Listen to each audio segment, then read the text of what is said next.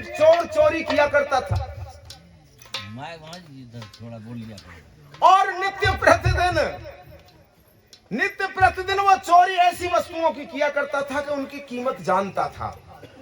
जैसे भैंस की चोरी की तो जानता था 50 रुपए की बिक जाएगी, गाय की चोरी की उस समय पे ऐसी बिकती थी।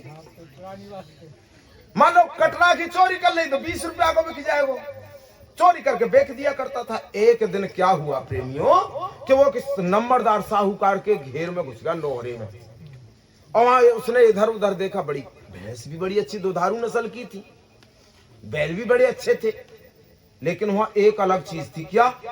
उस साहूकार के सवारी करने की घोड़ी। उसने कहा ये हमने कभी चोरी नहीं की, आज इसकी चोरी करके देखें। उस घोड़ी की चोरी कर लाया, सवार हो करके और पेठ बाजार में जाकर के खड़ी कर दी प्रेमियों। तो जो घोड़ी के ग्राहक थे उसकी वैल्यू समझते थे, लोग आए, भाई घोड़ी बड़ी चारबंद है, नस्ल की घोड़ी है। ने कहा घोड़ी किसकी है? ने कहा हमारी है। तुम्हारी है? हाँ, बेचने लाए और पूरा खवा भी लाए पेट में तो बेचने कोई तो लाएंगे, तो फिर कीमत बताओ, इसकी कीमत बताओ। अब कीमत कैसे बताओ? घोड़ी को बुआ ने बेची ना, वकील साहब मान गई। ऐसा करो आप ही बता दो। मान की भाई ये अच्छा विक्रेता है। अरे तुम्हारा माल तुम बताओ। नहीं, अगर भर के कीमत लगा दोगे ना तो हम तो दे देंगे। उसने कहा मान लो हम तुम्हारी घोड़ी की कीमत 5,000 रुपया दें तो दे दोगे? 50-40 के पोहे बेटे 5,000 मान की, या को मतलब ज्यादा ही कीमत होगी घोड़ी, मान की तुम ना ले पाओगे। अरे ले क्यों ना पाओगे? कीमत बताओ ना, तुम ले ही ना पाओगे। वो चला गया। दूसरा ग्राहक आया, उसने कहा भैया घोड़ी बिक रही है? हाँ बिक रही है। क्या मांग रखा है? मांगे कैसे? उससे भी बोल दिया आप ही बता दो। मान के ऐसी बात करते हो? मान तुम्हारी घोड़ी कीमत हमने 10,000 रुपए देऊ दही। 10,000 तो दे दोगे घोड़िया? मान की भाई घोड़ी तो ज्यादा ही। अरे तुम ना ले पाओगे, कीमत नजदीक लगाओ कम से कम। जाओ। वो भी चला गया। शाम तक घोड़ी की कीमत वकील साहब 50,000 रुपए पहुंच गई, और 50,000 कीमत घोड़ी की लीगल थी, जायज थी। उसने उसको भी नहीं दिया।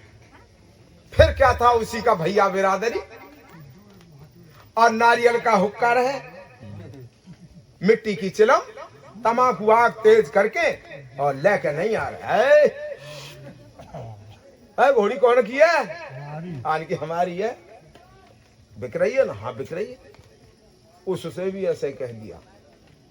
न कहा फिर कीमत बताओ। अरे आप ही बता दो। अरे हम क्या बता दें? क्यों? हम तो मोहमा की कीमत दे देंगे इसकी। फिर क्या बात है? बस चाल देखेंगे। वान की तो फिर का देख लो, मान के लियो हमारे यहाँ, लियो हमारी यहाँ चिलम में हुक्का है, थामो। मान है वो हुक्का, नारियल को हुक्का मिट्टी की चिलम वाके हाथ में दे दे, बाने लगाम घोड़ी वाके हाथ में थमा दे। वो सवार है के घोड़ी पे। अब जब वो ले जा रो, थोड़ी दूर तक पहुंचो तो हुक्का माऊ नजर मारी। अरे वान की तो दही का गए हो बाई दे, अगर की लौट के ना आवे, मन में बनने लगी बात। मन ते ही सोच ले, अरे जब पैसा देगा पूरे तब पूरी दौड़ करके देखेगा हंसराज जी, देखोगे ना देखेगा। मन को समझा ले। जब काफी देर रह गई, घोड़ी को ले करके सवार नहीं लौटा। आखिर बेचारो क्या करे, निराश है कन्हैया, पेड़ पे कमर लगा ली वकील साहब, और बस से फिर तो वाई ते हित लगा।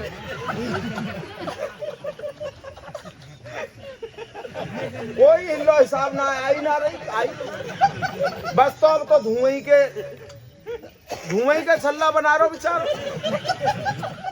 जो 50,000 लगा के गयो का वो आएगो। वान की भैया हाँ घोड़ी बिक गई का? जब वहां ना दिखाई दे तो बोलो बे बे का बात है बे? अरे पूरी बोल बिक गई। बिक गई? अरे कितने की बिक गई? बोलो जितने जी जी कहा, जितने की आई उतने की बिक गई। अरे जितने की आई गई उतने की बिक गई नोहा।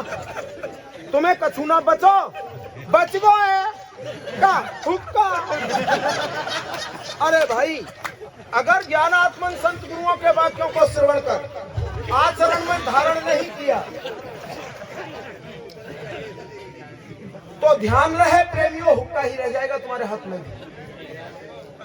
ज्ञान आत्मन संत गुरुओं के वाक्यों में वो कसक होती है और मरम होता है, युग युगांतरों के से लगी हुई जंग को छुड़ाने का काम करता है, दिशा देता है।